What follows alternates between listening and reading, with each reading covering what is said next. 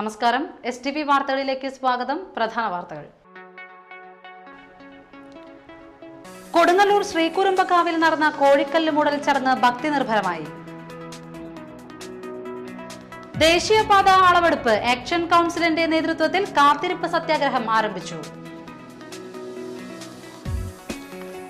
SSF 40ാം വാർഷിക സമ്മേളനത്തോടനുബന്ധിച്ചുള്ള സമര ജാഗരണ യാത്രയ്ക്ക് 3 പീടികയിൽ സ്വീകരണം നൽകി.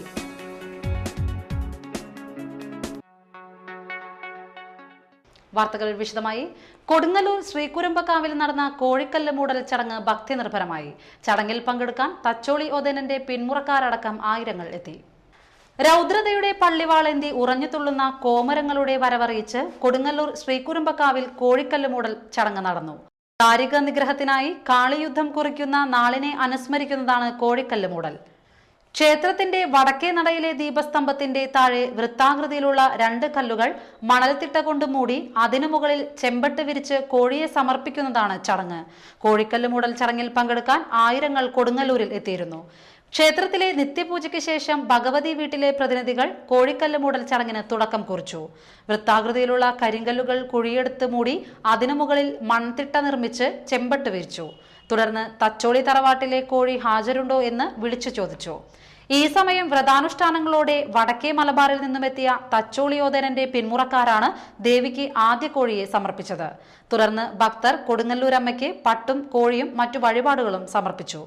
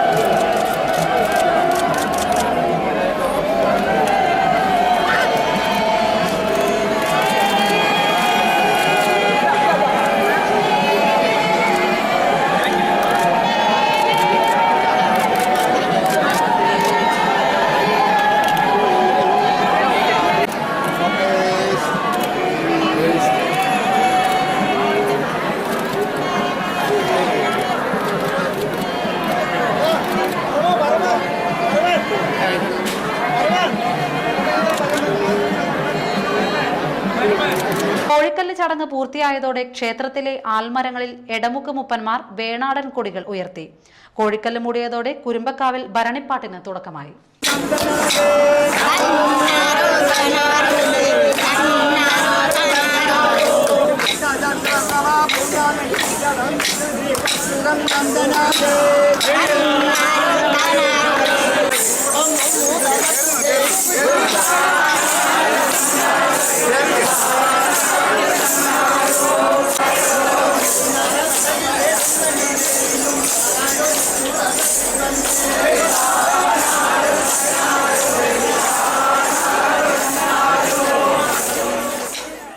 ദേശീയപാത 17 വികസിപ്പിക്കുന്നതിനായുള്ള അളവെടുപ്പിനും കല്ലിടാനും എത്തുന്ന ഉദ്യോഗസ്ഥരെ തടയാൻ ആക്ഷൻ കൗൺസിലിന്റെ നേതൃത്വത്തിൽ മതിലകം പുന്നയ്ക്ക ബസാറിൽ നാട്ടുകാർ കാത്തിരിപ്പ് സത്യാഗ്രഹം ആരംഭിച്ചു. തുടർച്ചയായ 4ാം ദിവസവും അധികൃതർ അളവെടുപ്പിനെത്തിയതോടെയാണ് നാട്ടുകാർ പുതിയ സമരപരിപാടി ആരംഭിച്ചത്.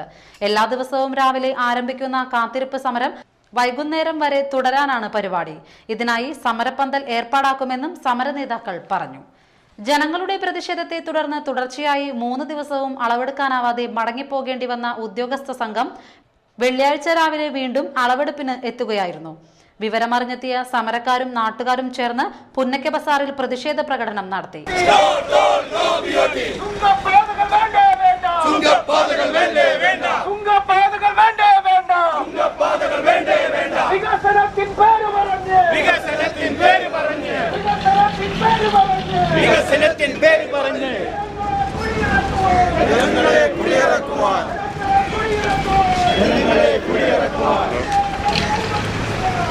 തുടർന്ന് നടന്ന സത്യാഗ്രഹ സമരം NH ആക്ഷൻ കൗൺസിൽ സംസ്ഥാന ചെയർമാൻ EV മുഹമ്മദ് അലി ഉദ്ഘാടനം ചെയ്തു. 3D വിജ്ഞാപനം ഇറക്കാൻ കഴിയും. ഇവിടെ കല്ലിട്ടാലും വേണ്ടില്ല, ഇട്ടിലും വേണ്ടില്ല, അളവ് കഴിഞ്ഞാൽ അവർക്ക് 3D വിജ്ഞാപനം പുറപ്പെടുവിക്കാം. 3D വിജ്ഞാപനം പുറപ്പെടുവിച്ചാൽ പിന്നെ എന്താണ്ടാവുക? ഭൂമി നമ്മളേതല്ലാതായി തീരും. ആ 3D വിജ്ഞാപനത്തോടു കൂടി ഈ ഭൂമി സർക്കാരിൻ്റെതായി തീരും. പിന്നെ നമ്മൾ എവിടെ തടയാം? പിന്നെ എവിടെ നമ്മൾ വിലനിശ്ചയിക്കാൻ സമ്മർദ്ദം ചെലുത്തുക? സർക്കാരിൻ്റെതായ ഭൂമി അവര് പറയുന്ന വില തന്ന് നമ്മളെന്ന് മാറിക്കൊടുത്തോളൂ. പിന്നെ സർക്കാരിൻ്റെതായി നമുക്ക് തടയാൻ കിട്ടുന്ന, നമുക്ക് പ്രതികരിക്കാൻ കിട്ടുന്ന അവസരമാണിത്. ആ അവസരം ശക്തമായി പ്രതികരിക്കുന്ന, ആ അവസരത്തില് ശക്തമായി പ്രതികരിക്കുന്ന, കാത്തിരുന്നു കൊണ്ട് വരുന്നവരെ കാത്തിരുന്ന് അല്ലെങ്കിൽ വന്നാൽ ഉടനെത്തി അവരെ അളക്കുന്നത് തടയുന്ന ഇവിടുത്തെ സമര സഖാക്കള്. എന്താണ് നടക്കുന്നത്? ഇനി ഇവിടെ റോഡുണ്ടായാൽ തന്നെ ആ റോഡ് BOT വൽക്കരിച്ചു കഴിഞ്ഞാൽ പിന്നെന്താ ചെയ്യാൻ പോകുന്നത്? BOT കഴിഞ്ഞാൽ അത് വിദേശ കുത്തകൾ കൊടുക്കുക ഫ്രഞ്ച് കമ്പനിക്ക്. നിങ്ങൾ അറിഞ്ഞില്ലേ? ജില്ലാ കൺവീനർ AG ധർമ്മരത്നം അധ്യക്ഷനായി. ഹാഷിം ചേന്നമ്പിള്ളി, വിമത CPM നേതാവ് TL സന്തോഷ്, വെൽഫെയർ പാർട്ടി നിയോജക മണ്ഡലം president VM Muhammad Kunhi, CPIML നേതാവ് ND വേണു, CK ശിവദാസ് എന്നിവർ പ്രസംഗിച്ചു. സ്ത്രീകളടക്കം 200ഓളം പേരാണ് സമരത്തിൽ പങ്കെടുക്കുന്നത്.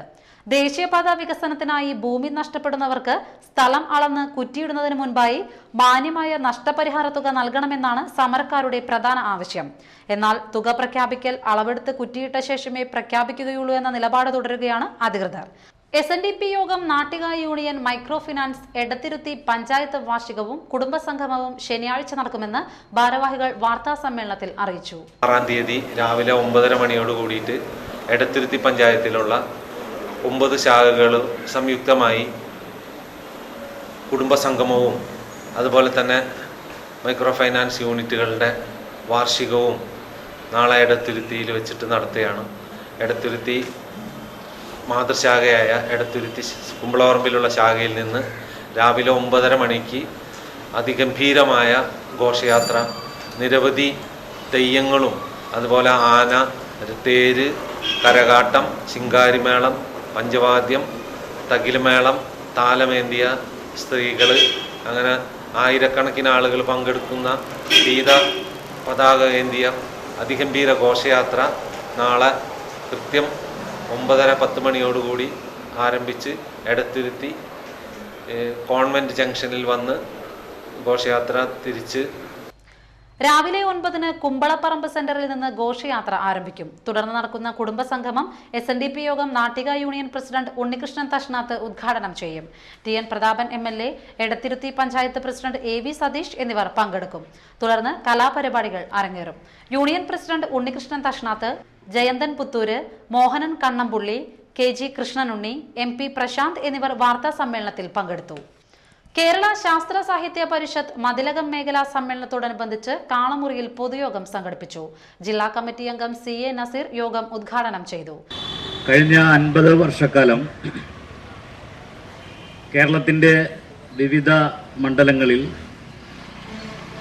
ആശയപരമായി ഒരുപാട് സംഭാവനകൾ നൽകിയ ഒരു സംഘടന എന്ന നിലയിൽ കഴിഞ്ഞ 50 വർഷക്കാലത്തെ ചരിത്രം കേരളത്തിൻ്റെ ചരിത്രത്തോട് കൂട്ടിച്ചേർക്കപ്പെടുമ്പോൾ ശാസ്ത്ര സാഹിത്യ പരിഷത്ത് അതിൽ വലിയ സംഭാവന നൽകിയ ഒരു പ്രസ്ഥാനമാണ് എന്ന നിലയിലാണ് ഇന്ന് വിലയിരുത്തപ്പെടുന്നത്.